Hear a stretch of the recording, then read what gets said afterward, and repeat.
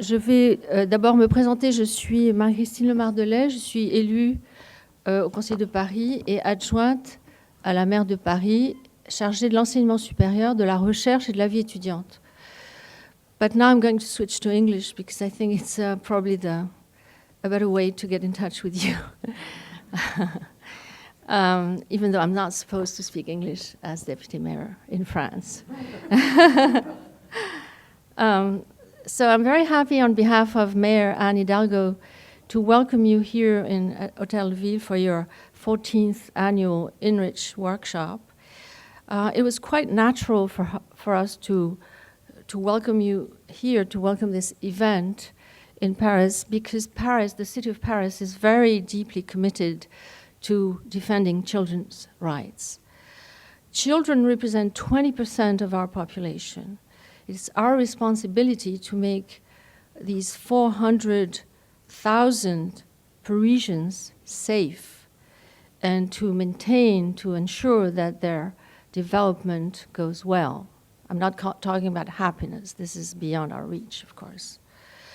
Children's rights may have been enshrined in the Convention on the Rights of the Child, but we know very well that making these rights effective is a daily battle. The city of Paris does not take children's rights for granted and reaffirms every day the absolute necessity of respecting them. This is why Mayor Hidalgo has chosen to dedicate a deputy mayor position strictly to this subject and has appointed Dominique Versini, whom you probably all know, as deputy mayor in charge of children's rights and child protection. Dominique would tell you more about what she does, but I know for sure that we're both convinced of the power of knowledge and science to eradicate violence.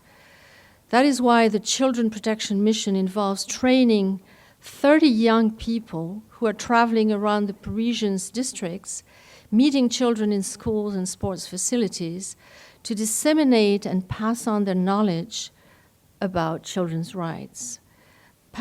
Directly talking to the children, that's what I mean. Paris also employs a large number of early childhood professionals who are trained in children's rights, especially enabling them to recognize family situations that are dangerous for the children. As deputy mayor in charge of research, I'm always happy to host a symposium like yours, because it demonstrates, to me, the essential contribution of science to society. Political decision makers like us, in this case local authorities, need to rely on scientific expertise to build our public policies. That is why we're developing the Paris Research Scheme, which enables to recruit about 30 doctoral students to carry out their dissertation on subjects of interest to the city while having access to our database and working within the administration. So we actually have researchers embedded in the administration, and it really works very well. It was difficult at first because the administration was taking exception to being observed by independent researchers, but gradually this culture of assessments, doubt, evaluation is growing within the administration of the city itself. We're also supporting research grants for doctoral students working on gender studies as well as anti-Semitism and xenophobia. I won't list all the things we do in terms of research. But when it comes to violence against children, a scientific and holistic approach is paramount, and science enables us to understand the intricate web of factors that contribute to this persistent issue. And I know that you're going to demonstrate this is not behind us, far from that. Through interdisciplinary research, we gain a deeper understanding of the complex interplay between family and structural influences on children's safety. Armed with this knowledge, policymakers can develop strategies to address the root causes of violence and feel like Fidel Castro suddenly. Causes of violence and consider the broader context in which it occurs. Moreover, our world is constantly evolving, and so are the forms and patterns of violence against children. And science empowers us to stay ahead of these emerging challenges by providing new insights and innovative tools.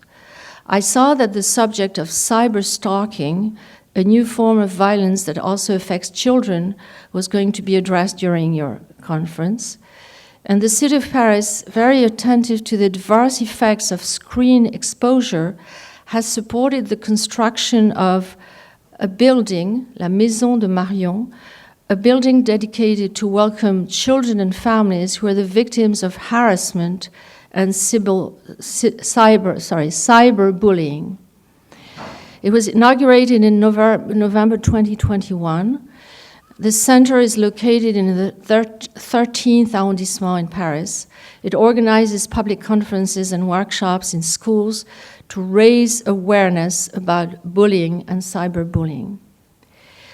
So science has shown us the impact of a stressful environment on children's brain development and the damage it does to their ability to learn, and not only to learn.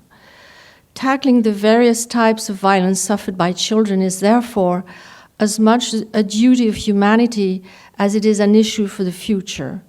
Today, scientists and politicians are creating the conditions for the development of tomorrow's adults. So thank you for all the research you're doing. Thank you for sharing this with us, and have a wonderful workshop and conference.